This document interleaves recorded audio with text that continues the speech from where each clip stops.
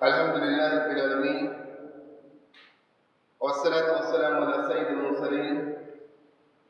وعلى آله وأصحابه ومن تبعهم بإحسان إلى يوم الدين. أما بعد، بسم الله الرحمن الرحيم. عن عبد الله بن مسعود رضي الله عنه قال قال رسول الله صلى الله عليه وسلم: لا حسد إلا في اثنتين، رجل أعطاه الله مالا فسلطه على حلقته في الأرض، ورجل أعطاه الله حكمة فهو يقضي بها ويعلمها. رواه البخاری ومسلم. مال کے تعلق سے اسلام کی کیا تعلیمات ہیں اور ان کے تئیں کسی صاحب ایمان کا نظریہ ہونا چاہیے، اس بابت گزشتہ کئی حکم سے بیان کیا جا رہا ہے اور اسی سلسلے میں کچھ باتیں آج بیان کی ہیں. یہ بڑی مشہور حدیث ہے جسے میں نے ابھی آپ کے سامنے پڑھا ہے،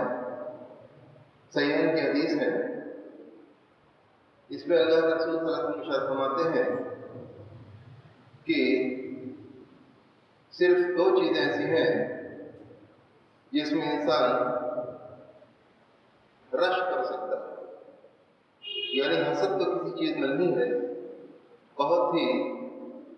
خراب قسم کی بیماری ہے اور بہت بڑا گناہ ہے. انسان کسی کے پاس کوئی اللہ رب العالمین کا کوئی نام اور کوئی نعمت دیکھے یا کسی کی کوئی اچھی چیز دیکھے تو اس کے دل کے اندر کس طرح کے جذبات پیدا ہوں کہ یہ چیز کی ختم ہو جائے اور یہ چیز ہمیں مل جائے. کسی کو حسد کہتے ہیں یعنی انسان اندر سے جل جائے، کسی کی اچھی چیز اس کو گوارا نہ ہو. حالانکہ انسان کو یہ سمجھنا چاہیے کہ کسی کے پاس جو کچھ بھی ہے وہ اللہ رب العالمین کا دیا ہوا ہے، اس کی مشیت سے اور اس کی مرضی سے. کسی کو اگر اللہ رب العالمین نے دنیا دی، اچھا کاروبار دیا، جواشن دیے، اولاد دی، یہ اللہ رب العالمین کا کرم ہے. وہ کسی کے ساتھ وہ کر سکتا ہے. اللہ رب العالمین بہتر جانتا ہے کہ ہمیں کس کے ساتھ کیا معاملہ کرنا ہے. لیکن اگر کوئی بندہ کسی کی کوئی نعمت دیکھ کر، مثال کے طور پر کسی کے اچھے کاروبار کو دیکھ کر اس سے جلنے لگے،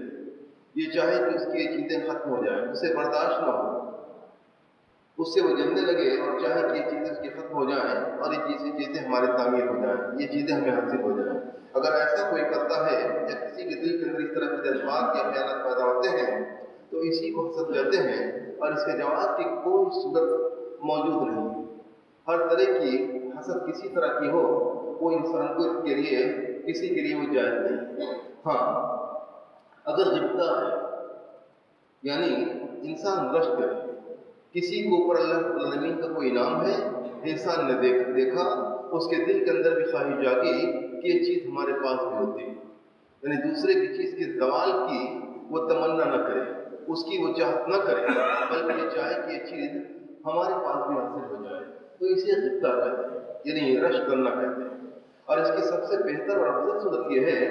کہ جو اس حدیث کے اندر بیان کی گئی ہے، نبی کریم صلی اللہ علیہ وسلم نے فرمایا کہ دیکھو، انسان اگر کسی کی چیز کو دیکھ کر رش کرے تو یہ دو چیزیں ایسی ہیں، دو حالتیں ایسی ہیں کہ اس کے اندر اگر انسان رش کرتا ہے تو یہ بہت ہی افضل اور بہت ہی عظیم صورتیں ہیں. ایک کیا ہے؟ رجل آتاہ اللہ مالا فسلطہ علی حلقته فی الارض، یعنی کسی کو اللہ رب العالمین نے اپنے کسی بندے کو مال سے نوازا، اس کے کاروبار میں برکت ہوئی، اس کے پاس اسباب مہیا ہوئے اور اس کے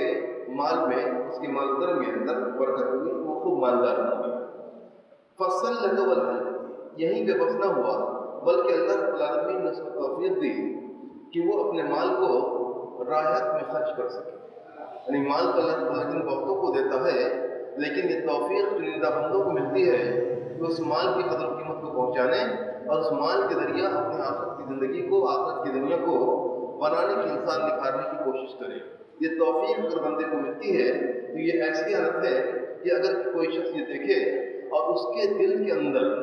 یہ تمنا جاگے، یہ ارمان کروٹ لینے لگے کہ کاش میرے پاس یہ دولت ہوتی، اس طرح سے مال اسباب ہوتے، ہمارا بھی اتنا بہترین کاروبار ہوتا تو ہم بھی جس طرح سے یہ شخص خرچ کر رہا ہے نیکی کے راستوں میں، خیر کے راستوں میں، اسی طرح سے ہم بھی خرچ کرتے ہیں۔ یعنی یہ آرزو اگر جاگتی ہے تو ایک آرزو جاگنے کی یعنی غبطہ کی رش کی ایک بہترین صورت ہے۔ ورجل آتا اللہ، اور ایک دوسرا شخص وہ ہے جس کو اللہ رب العالمین نے دین کی سوجھ بوجھ دی، دین کا علم دیا، شریعت کا علم دیا، اپنی آیات کا کی فہم بصیرت دی، وہ یقینی بھی ہے وہ اب شریعت کے مسائل کو احکام کو جاننے لگا اور اسی کے مطابق وہ فیصلہ کرتا ہے، وہ یعلم، اور لوگوں کو بتاتا ہے، شریعت کی باتیں بتاتا ہے، مسائل بتاتا ہے، احکام اس کو بتاتا ہے۔ تو ایسا اگر کوئی شخص کرتا ہے، اللہ رب العالمین نے اس کو دین کی سوجھ بوجھ دی اور اس دین کو وہ اللہ کے بندوں تک پہنچاتا ہے، انہیں بھی سکھلاتا ہے۔ ایسی صورت میں اگر کسی کو کوئی شخص کسی کو دیکھے کہ وہ ایسا کر رہا ہے تو اس کے دل کے اندر بھی اس طرح کی خواہش جاگے کہ کاش میرے پاس بھی علم ہوتا تو میں بھی اسی طرح سے کرتا، دوسروں کو دین کی باتیں بتاتا، دوسروں کو اللہ رب العالمین کی مرضی کے راستے پہ چلنے کی تلقین کرتا، اور میں لوگوں کو مسائل بتاتا، احکام سے ان کو واقفیت دیتا۔ اس طرح سے اگر انسان کے دل کے اندر خیال آتے ہیں تو یہ ایک بہت ہی اچھی صورت ہے، اس لیے کہ نیکی کے سبب کو انسان نے دیکھا، نیکی کو سمجھا، اور پھر وہ اس کے دل میں اندر خواہش ظاہر ہوئی کہ میں بھی اسی طرح سے نیکی کرتا، اللہ رب العالمین کے درجات پاتا۔ تو یہ ایک بہترین صورت ہے، نبی کریم صلی اللہ علیہ وسلم نے اس حدیث کے اندر اس چیز کو واضح کر دیا۔ معاشرے کے اندر ہم دیکھیں گے تو عموماً یہ ہوتا ہے کہ کسی کی ترقی کو اگر کوئی دیکھتا ہے تو اسے برداشت نہیں کر پاتا۔ یہ خواہش جاگتی ہے اگر تو یہ نیکی کو دیکھ کے نہیں جاگتی ہے، بلکہ صرف دنیا کو دیکھ کے جاگتی ہے کہ کسی کو اللہ رب العالمین نے کاروبار دیا، اس کا بہت بہترین کاروبار چل رہا ہے، تو انسان کے دل کے اندر کچھ ڈالتی، یہ نہیں اس سے جو پہلو جڑا ہوا ہے نیکی کا پہلو کہ وہ نیکی کے راستے میں اللہ رب العالمین کی دی ہوئی دولت کو خرچ کرتا ہے، یہ نہیں دیکھتا، بلکہ صرف یہ دیکھتا ہے کہ دولت کی وجہ سے اس کی آن بان اور شان ہے، معاشرے کے اندر اس کی عزت ہے، اس کی بہترین بلڈنگ اور گھر ہے، اس کا لوگ کہاں مانتے ہیں، محفلوں کے اندر اس کو پذیرائی ملتی ہے، جہاں جاتا ہے وہ اسے عزت کی نگاہ سے دیکھا جاتا ہے اور لوگ اسے پہچانتے ہیں۔ ایسی صورت اگر صرف دنیا کی نقطۂ نگاہ سے انسان نے دیکھا ہے کسی کو اور اس کے اندر ایک خیال جاگا ہے، یہ چیزیں بہتر نہیں ہیں۔ بہتر تو یہ ہے کہ انسان کسی کی نیکی کے پہلو کو دیکھے، چاہے وہ دین ہو یا دنیا ہو، کہ کسی کی دینداری کو دیکھے تو دیندار بننا چاہے، اس کے اندر تڑپ ہو کہ اللہ رب العالمین ہمیں بھی توفیق دے، ہمیں بھی ایسا بنائے کہ ہم بھی ایسا کر سکیں، یا کسی کے مال و افضال کو دیکھے تو اس کے دل کے اندر خیال جاگے کہ ہمیں بھی اللہ رب العالمین نوازے تو ہم بھی ایسا ہی دوسروں کو دیتے، راہ خیر میں خرچ کرتے، دوسروں کی ہم مدد کرتے، دوسروں کے ہم کام آتے ہیں۔ تو اس طرح سے اگر کرتا ہے انسان تو یہ بہتر ہے۔ قرآن کریم میں اللہ رب العالمین نے قارون کے واقعے کو بیان کیا ہے، بہت تفصیل سے بیان کیا ہے۔ قارون کے واقعے میں دیکھیں کہ اللہ رب العالمین کا وہ بندہ جسے اللہ رب العالمین نے خوب نوازا، بہت زیادہ دولت دی، دولت تو اس کو بھی دی اور بہتوں کو اس دنیا کے اندر دیتا اللہ رب العالمین، کسی کے اللہ رب العالمین کے خزانے میں کوئی کمی نہیں ہے، وہ جسے چاہتا ہے دیتا ہے، جسے پسند کرتا ہے اسے بھی دیتا ہے، اور جسے ناپسند کرتا ہے، جسے نفرت رکھتا ہے اسے بھی دیتا ہے دنیا اللہ رب العالمین۔ تو ایک زمانے کے اندر پڑھتے موسیٰ علیہ السلام کا زمانہ تھا اور اس زمانے قارون تھا، مصر کے اندر ایک شخص تھا جس کا نام قارون تھا، اللہ رب العالمین نے اس کو بے پناہ دولت سے نوازا تھا۔ اس کی بات قرآن کریم اللہ رب العالمین نے فرمایا ہے، بہت کچھ بیان کیا ہے، اور وہاں اس نظریے کو بھی واضح کیا ہے، جب وہ نکلتا تھا اپنی آن بان و شان کے ساتھ تو دیکھنے والے کس نظریے سے اس کو دیکھتے تھے۔ تو ایک مرتبہ ہوا یہ فخرج علی قوم فی زینتہ،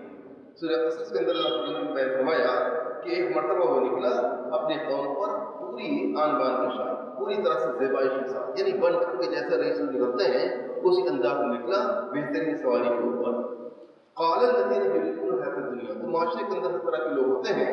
جن لوگوں کی نگاہ صرف دنیاوی پہلو پہ ہوتی ہے، جو لوگ صرف دنیاوی زندگی کو چاہتے ہیں، اس کے جو مت والے ہیں، ان لوگوں نے کہا، ان کی زبان سے نکلا، یا لیتنا مثل ما اوتی قارون انہ لذو فضل عظیم، کاش ہمارے پاس جو چیزیں ہوتی، وہ دولت ہوتی جو قارون کو ملی ہے، وہ تو بڑا ہی بلند نصیب کا مالک ہے، اللہ رب العالمین نے اس کے نصیب کو، اس کے مقدر کو بہت بلند بنایا ہے، ہمارے پاس بھی کاش ایسا ہی ہوتا۔ یعنی دنیا کی نگاہ سے لوگوں نے اسے دیکھا، لیکن اللہ رب العالمین نے جن لوگوں کو علم دیا تھا، جن کو اللہ رب العالمین نے اپنے مرضی کے راستے بتائے تھے، ان لوگوں کو مجھ سے کیا نکلا، تمہاری یہ سوچ صحیح نہیں ہے، ثواب اللہ خیر لمن آمن وعمل صالحا، اللہ رب العالمین کا ثواب یہ زیادہ بہتر ہے ان لوگوں کے لیے جو ایمان لاتے ہیں اور نیک کام کرتے ہیں. یعنی ایمان لانے کے بعد نیکی کے کام کو کرنا اور پھر اللہ رب العالمین کی جزا اور بدلہ جو ملے گا، جو ثواب اللہ رب العالمین دے گا، وہ بہتر چیز ہے. دنیا کو مل جانا بہت بڑے پیمانے پر کسی کو دنیا مل جائے اس کے لیے وہ کارآمد نہیں ہے. اس لیے کہ دنیا ملی ہے انسان کو، جب وہ آخرت میں جائے گا اللہ رب العالمین کے سامنے حساب کتاب ہوگا تو کوئی کتنا ہی نیک دنیا کے اندر کیوں نہ ہو، اس سے سوال جو ہوگا وہ کہ یہ دولت کہاں سے حاصل کی تھی، سورس آف انکم کیا تھا، کیسے اس کو کمایا تھا، کہاں سے حاصل کیا تھا. اس سے کسی کو مفر نہیں. پہلا جب سوال جو انسان کے سامنے یہ ہوگا، اور دوسرا بڑا سوال یہ ہوگا کہ خرچ کہاں کیا، کس راستے میں خرچ کیا، حرام کاموں میں صرف کیا، کبر و غرور کی اظہار میں صرف کیا، یا کہ اسراف کے راستوں میں صرف کیا، کہاں اسے خرچ کیا، اس کا انسان کو جواب دینا ہے. مومن پابند ہے، کمانے کے بارے میں بھی پابند ہے اور خرچ کرنے کے بارے میں بھی وہ پوری طرح سے پابند ہے. شریعت نے اس کو آزاد نہیں چھوڑا ہے، جیسے چاہے ویسے وہ حاصل نہیں کر سکتا دولت، اور جہاں چاہے وہ خرچ نہیں کر سکتا. انسان کو کمانا ہے تو یہ دیکھ کے کمانا ہے کہ حلال راستوں سے وہ کمائے، حاصل کرے. اس کے بعد کوئی لمٹ نہیں، انسان جتنا چاہے کمائے. اللہ رب العالمین نے حلال راستوں سے بھی انسان کا مقدر کو بلند کیا ہے، وہ حلال راستوں سے کماتا ہے تو کوئی لمٹ نہیں، جتنا چاہے وہ کمائے. لیکن اس کو جواب دینا ہے کہ کہاں سے انسان نے حاصل کیا تھا. اگر حرام کی آمدش ہو رہی ہے تو انسان فوراً ان سارے سوراخوں کو بند کرے جہاں جہاں سے اس کے کاروبار کے اندر حرام کی آمدش ہو رہی ہے. انسان کوئی ہو اس کے پاس کمائی آمدنی کے ذرائع ہوتے ہیں، اگر انسان غور کرے گا تو کچھ چھوٹے چھوٹے ایسی چیزیں بھی ہوتی ہیں جہاں سے حرام کی آمدنی اس کی آمدنی کے اندر ہوتی ہے. انسان مسافہ کو بند کرتے اس کے لیے بہت بہتر ہوگا. اس لیے کہ جواب کے اندر آخرت کے اندر جو جواب دینا ہے اس میں انسان کے لیے بہت آسانی ہو جائے گی. لیکن اس دنیا کے اندر جو لوگ خرچ کرتے ہیں کمانے کے بعد، وہ عموماً ایسا ہوتا ہے کہ دکھاوے کے اندر بہت زیادہ خرچ ہوتا ہے. جب آج کے دور ابھی شادی بیاہ کا موسم شروع ہوا ہے، آپ دیکھیں گے کس طرح سے نمائشیں ہوتی ہیں، کس طرح سے لوگ بڑھ چڑھ کے اس کے اندر حصہ لیتے ہیں.